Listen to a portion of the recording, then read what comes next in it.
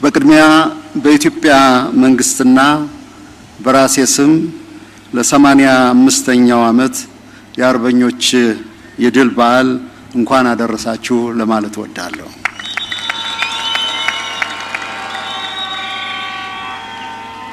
ይህች ቀን ለኢትዮጵያውያንና በመላው ዓለም ፋሺዝምና የናዚ ወረራዎችን በጽናት ለታገሉ ህዝቦች ታላቅ ዕለት ነች። እንደሚታወቀው በመላው አውሮፓ ፋሺዝምና ናዚም ድል የተደረገበት ወቅት በተለያዩ ቀናቶች ይከበራሉ። እነዚህ የጥፋት ወረራዎች አገራት እንደ ተጋድሎ ልኬታቸው ማለትም አሸናፊ የሆኑ አገራት የድል ቀን ወይም ቪክትሪ ዴይ ሲሉት፣ አንዳንዶቹ ደግሞ የነጻነት ቀን በማለት ይዘክሩታል። ኢትዮጵያ አገራችን የምታከብረው የነጻነት ቀን ሳይሆን የድል ቀን ነው። የዚህ ዋነኛ ምክንያቱ በአርበኞቿ ጥንካሬ 5 ዓመታትን ያስቆጠረ ብርቱ ትግል በማድረግና መራራ መስዋዕትነት በመክፈል ፋሺዝምን ያሸነፍንበት ቀን በመሆኑ ነው። የነጻነት ቀንማ ከጥንት ጀምሮ በትግል የተቀዳጀነውና ያገኘነው ነው። ስለዚህ ይህ ቀን የአሸናፊነት የድል ቀን ነው ማለት ይቻላል። ህዝባችን በመርዝ ጋዝ እየተለበለበ በጥይት አረር እየተቃጠለ በጽናት እና በአገር ፍቅር ስሜት ወራሪን ኃይል ያንበረከክንበት በመሆኑ እጅግም የድል ቀናችን ነው።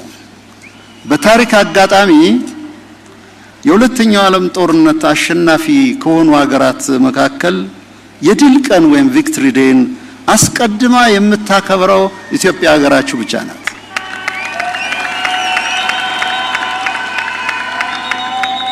ሚያዝያ 27 በአውሮፓ አቆጣጠር ሜይ 5 ከሁሉም ባለድል ሀገራት መካከል በመጀመሪያው ተርታ የሚከበር በመሆኑ ይህ ቀን ለኛ ልዩ በመሆኑ እንኳን ደስ ያላችሁ ለማለት እወዳለሁ። ጀግኖች ኢትዮጵያውያን በፋሺስት ወራሪ ጦር የተቀዳጁት ድል ኢትዮጵያ በዓለም ደረጃ ያላትን ቦታ የበየነ ልዕልናዋንም ከፍ አድርጎ ያስጠበቀ ገድል ነው። አስቸጋሪና ውስብስብ ዓለም አቀፍ አሰላለፎችን በተለይም በወቅቱ የነበረው የዓለም መንግስታት ማህበር ሊግ ኦፍ ኔሽንስ እና ምዕራባውያኑ ፊት በነሱን ወቅት የተገኘ ድል በመሆኑ በዓለም ዘንድ ያለንን ቦታና ደረጃ ያስተካከለ ነው። ይሄ ቀን የዚህ ቁም ነገሩ በጽናት ከታገሉ ሀገራት ሉዓላዊነታቸው ከማይደራደሩ ህዝቦች ተርታ መሰለፋችን ብቻም አይደለም፣ ይልቁንም የፋሺዝም እሳቤና ፍልስፍና ዳግም እንዳያንሰራራ የቅኝ አገዛዝ በአካል ብቻ ሳይሆን በሐሳብና በፍኖተ አእምሮ ደረጃም በአፍሪካ ምድር መንበርከክ እንደሚችል ለዓለም ህዝቦች ያሳየንበት ድል ነው። ይህ ታላቅ የድል ቀን በዓለም የታሪክ ድርሳናት ከፍ ባለ አድናቆት የሚጠቀስ ሲሆን ታሪካዊ የወረራ ጥፋት ስተት መጫሚያ አልባ ባለዝናር ጀግኖች የተንበረከከበት ወይም የተከረከመበት የድል ቀን ነው ለማለት ይቻላል። በባዶ እግራቸው ዝናራቸውን ታጥቀው እጅግ በወቅቱ ዘመናዊ ከሚባል ኃይል ጋር ድል አድርገው ኢትዮጵያን እዚህ ደረጃ ላይ ያደረሱ ጀግኖች ታላቅ መስዋዕትነት በመክፈል ለኛም ብቻም ሳይሆን ይህ ድል የጥቁር ህዝቦችን አድናቆት በከበሬታ በውዳሴና በድል ይዘከራል። ይሄ ቀን በኢትዮጵያውያን ብቻም ሳይሆን አባትና እናት አርበኞች የፋሺስቶችን ታሪካዊ ስህተት አርመው ድል ማድረጋቸው ለዚህም ሆነ ለቀጣዩ ትውልድ ፋይዳው ምንድነው ብሎ መጠየቁ የተገባ ነው። ምንስ ፋይዳ አለው? ምንስ ጥቅም አለው? ይህንን ቁም ነገር አስተውሎት ባለው ኢትዮጵያዊ ጥልቅ ስሜት ማጤን ተገቢ ነው። ይህ ማሰላሰል የዛሬውንም ሆነ የነገውን የኢትዮጵያ ብሩህ መንገድ ተስፋችንን፣ እድገታችንንና ብልጽግናችን ለማጽናት መሰረት የሚጥል መሆኑ ነው። ውድ የኢትዮጵያ አርበኞች፣ ክቡራትና ክቡራን፣ ለነጻነታችን ያለን ቀናኢነትና ሉዓላዊነታችን ለማስከበር ያለን ቁርጠኝነት ምንጩ እንደ ሕዝብ ለራሳችን የምንሰጠው ክብር ነው። ለሀገራችን ያለን ታማኝነት ለክብሯና በብርቱ ፈተናዎች መካከል ቀጣይነቷን ለማረጋገጥ የቻልነው በኢትዮጵያ አርበኞች ላብና የደም ቤዛነት ነው። የፋሺዝምን መሰሪና አማላይ እሳቤ ተጠይፈው ምንደኝነትንና የጠላት ጋሻ ጃግሬነትን አነውረው ለባዕድ ማደርን ረግመው ለዚህ ላበቁን አርበኞቻችን ምስጋናችን ሕያው ነው።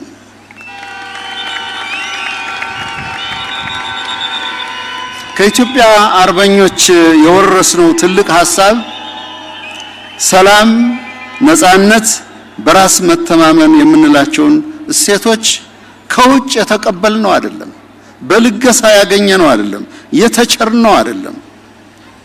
ይህን ያገኘነው የውጭ ወረራን ድል በመንሳትና ድል በማድረግ ነው። ስለሆነም እየኖርንም እየሞትንም ያፈራነው ማንም የማይነጥቀን የራሳችን ሀብት በመሆኑ ነው። ባድዋ የጸረ ቅኝ ግዛት ወቅትም ሆነ በአርበኞች የጸረ ወረራ ተጋድሎ ዓመታት ስለ ሀገራችን ጎልቶ የወጣውና ወዳጆችም ሆኑ ባላንጣዎች የሚመሰክሩልን ጉዳይ ቢኖር በአሸናፊነት ውስጥ ኢትዮጵያዊ ይቅር ባይነት መኖሩን። አርበኞቻችን ድል አድራጊነት ርኅራኄን ጋር አጣምረው በተሸነፉት ላይ ቃታ አልሳቡም፣ ጦርም አልሰበቁም፣ ጎራዴም አልሳሉም። የጀግንነትና የስልጡንነታቸው ታላቁ መገለጫ ለሰላም እጃቸውን ለሚዘረጉ ሁሉ ይቅር ለኢትዮጵያ ማለታቸው ነው። ታላቁ የኢትዮጵያ መገለጫና ጀግንነት። የተወደዳችሁ ኢትዮጵያውያን፣ ክቡራትና ክቡራን፣ ከኢትዮጵያ አርበኞች ተጋድሎም ሆነ በዋነኛነት የምንማረው ለሀገራቸው የከፈሉትን መስዋዕትነት በማስታወስ ነው። ጀግንነት ከራስ በላይ አገርን ማስቀደምና የሀገር ወዳድነት መገለጫ ብቻ ሳይሆን የተረጋጋ የሰከነና የዕድሜ ዘመን ሁሉ የሚታመኑበት ጸጋ መሆኑን ነው። የዘመናችን የአርበኝነት ብሂል እና ነቁጥ መሆን ያለበት ኢትዮጵያ ሀገሬ ምንጊዜም ብርቱ፣ በችግር ፈተናዎች መካከል እያለፈች ትልቅና አሸናፊ ነች ብሎ ማመን ነው ኢትዮጵያዊነት። የኢትዮጵያ ዜግነት ሩሁ ማተቡ እና ሕያውነቱም ይሄው ነው። በዚህ ረገድ እያንዳንዱ ዜጋ ኃላፊነት አለበት። ይህም በማስተዋልና አርቆ በማሰብ ራስን መምራት፣ አገርን መውደድ እንጂ ባነሁ ላይ ወሬ፣ ባቦዛኝ ወግ፣ በዋዛ ፈዛዛ መትመም እና ጭራሽም ጠፍቶ መወሰድ ይህ ኢትዮጵያዊነት አይደለም። ኢትዮጵያዊነት አስተውሎት ነው። አርበኛ ማለት ሴራ ማውጠንጠን፣ ስላቅና ቡይነትን መፈተግ፣ ሞትን መሸቀጥ፣ የችግር ሰበዝ ነቃሽ መሆን ሳይሆን የእድገት ተቆርቋሪ፣ የመዘመን አፍቃሪ፣ የስልጣኔ እሳቤ ባለቤትና ተዋናይ መሆን ማለት ነው አርበኝነት። በቅርብ ጊዜ ታሪካችን እየኖርንም መስዋዕትነትም እየከፈልንም በገሃድ እንዳየነው ባልተከረከመ፣ በወግ ባልተያዘ፣ ባልተገራ የስልጣን ፍላጎት የኢትዮጵያን የእድገት ተስፋ ለመቅጨት በተቀናጀ መንገድ የዘመቱ መኖራቸውን ነው። እጣ ፋንታው ጉስቁልና፣ ሞት የሚመስላቸው ከቡድን ጥፋትና ሴራ ጋር የተወዳጁ ግጭትን ካልጫሩ ጤና ያጡ የሚመስላቸው ሁሉ ልብ ሊሉም ልብ ሊገዙም ይገባል። ኢትዮጵያዊ ይቅር ባይነትን የናቁ፣ ይቅርታ ሲሰጣቸው የተሰጠን ይቅርታ የናቁ፣ በእብለት የተጠመቁ፣ ከማስተዋል ይልቅ በደቦ የሆታ ስሜት ተገዥ ሆኑ። አሁንም ችግር አውርድ ጦር አውርድ ማለታቸው ኢትዮጵያውያንን በእጅጉ ያሳዘነ ነው። ይህ የጥፋት ልክፍትም መቆም ይኖርበታል። ግጭት የሀገራችን መገለጫ ሊሆን አይገባም። ይልቁንም ዘመናዊ ማህበረሰብ መታወቂያው የሐሳብና የተልኮ ህብርነት ነው። ለሥራ ክቡርነትና ለጋራ እድገት ሐሳብና ህይወትን መስጠትም ጭምር ነው። ስለዚህ ሁሉም ሊገነዘበው የሚገባው የኢትዮጵያዊ ሁሉ ምርጫ ሰላም ነው። የኢትዮጵያ ሩህ እኩልነትና ብልጽግና ነው። የበሳል የፖለቲካ ፓርቲዎችም ሆኑ ያስተዋዩ ህዝባችን መንገድ ደግሞ በጎ የፖለቲካ ጎዳናና የተቃና የዲሞክራሲ ልምምድን በመከተል ሰላማዊ ምርጫን ማካሄድ ነው። በመጨረሻም በድጋሚ ለማስታወስ የምፈልገው ለኛ ለኢትዮጵያውያን አርበኝነት ማለት ህዝብን ማፍቀርና ማገልገል፣ ደካሞችን ማገዝና መደገፍ መሆኑን፣ አርበኝነት በእውቀት ጎዳና መመላለስ፣ እውቀትን መሻት፣ ለአዳዲስ ሐሳብ መትጋት፣ መልካም ተግባርን መፈጸም፣ በጎ ስራን ደግሞ በአግባቡ ማሞገስ ነው የአርበኝነት ትልቁ መገለጫ። አርበኝነት የሚጠየፈው ነገር ቢኖር ሐሰትን፣ ውስልትናን፣ ቅጥፈትን፣ ሌብነትንና ማጭበርበርን ነው። ማጭበርበር የአርበኝነት መንገድ አይደለም። አርበኝነት በጽኑ የሚጠየፈው ተግባር ነው። ይህም ብቻም አይደለም። አርበኝነት ለሀገርና ለሕዝብ የምናበረክተው የእድሜ ልክ መታመን እና ስጦታ ነው። የጀግኖች አርበኞች ዘላለማዊ ሰንደቅ ለኢትዮጵያ ታማኝ ሆኖ ኖሮ ታማኝ ሆኖ ማለፍ ነው። ሐሩርና ቁር ዝናብና ውሽንፍር ሳትሉ ለውድ ለሀገራችሁ ዘብ የቆማችሁ የጀግናው የኢትዮጵያ መከላከያ ሰራዊት አባላት፣ የፌዴራልና የክልል የሰላም ዘቦች፣ ህዝባዊ የሚሊሻ አካላት በያላችሁበት ዘመን የሚዘክረውን ይህን የድል ቀን በልበ ሙሉነት በብርቱ ትጋትና በማይነወጥ መንፈስ ታከብሩት ዘንድ ልባዊ ምኞቴን እገልጻለሁ። ኢትዮጵያ ለዘላለም ትኑር። አመሰግናለሁ።